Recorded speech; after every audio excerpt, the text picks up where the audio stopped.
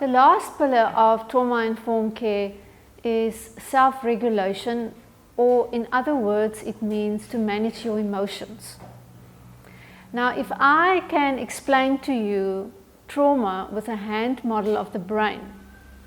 So if this is your brain in the hand, and this is the bottom part of your brain, which is called the brain stem, and this is called the midbrain where your emotions is, and this is called the limbic brain. Now if you fold your hand over like this is the top part of the brain where all the logic and decision making happens. This is called the cerebral cortex. When someone experiences toxic stress or trauma, but let's stay with toxic stress, and there's too much of the hormone called cortisol being secreted, we call it you flip your lid, which then means that the bottom part of the brain, which we call your emotional brain, and the top part of your brain, which is your rational brain, is very far actually from each other, and communication can't happen so well. Now our emotions also get regulated by the top part of your brain.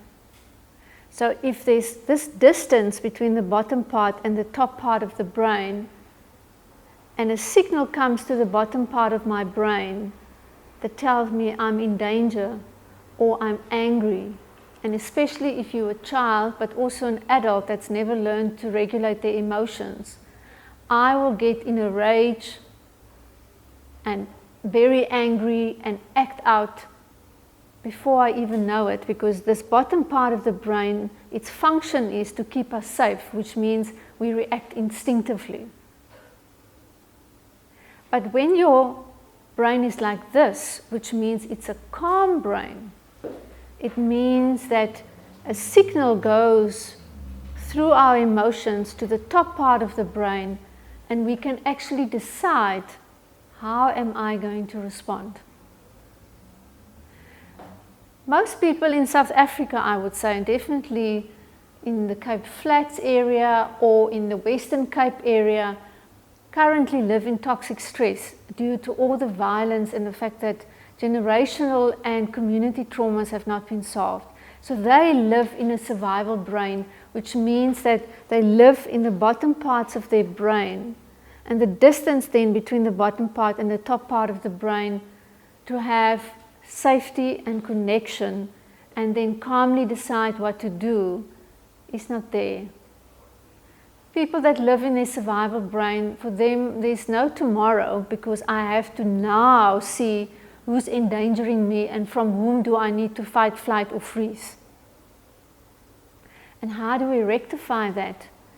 Is if I can, at the moment when I start feeling that feelings in my body come up, that my stomach starts feeling funny or my head starts feeling funny, I feel like I'm going to explode, that you stop and you breathe.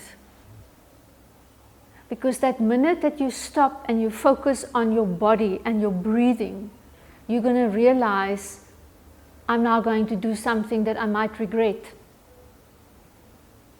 And the minute that you stop and you breathe, you give your body the time to relax, and then the top part of the brain can come online, as we say, and you can calm down. Now the problem with trauma is children that's been exposed to childhood trauma, even pre-birth, and has had parents or caregivers who themselves have got a survival brain, or as we call it, a dysregulated brain, is going to experience it with a lot of difficulty to stay calm and not explode. Because you can imagine, we only learn to regulate our emotions and our feelings if we have adults around us as babies and children whose brain is like this and can stay calm.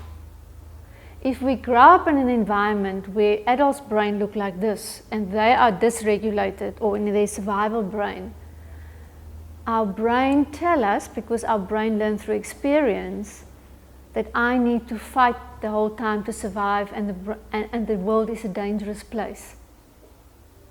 So what we see in the world is a lot of dysregulated adults that walk around with dysregulated children. And everyone is trying to just stay alive.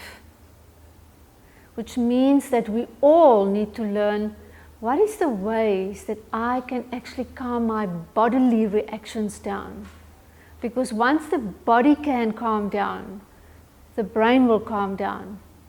And we can then rationally decide what is the best way forward.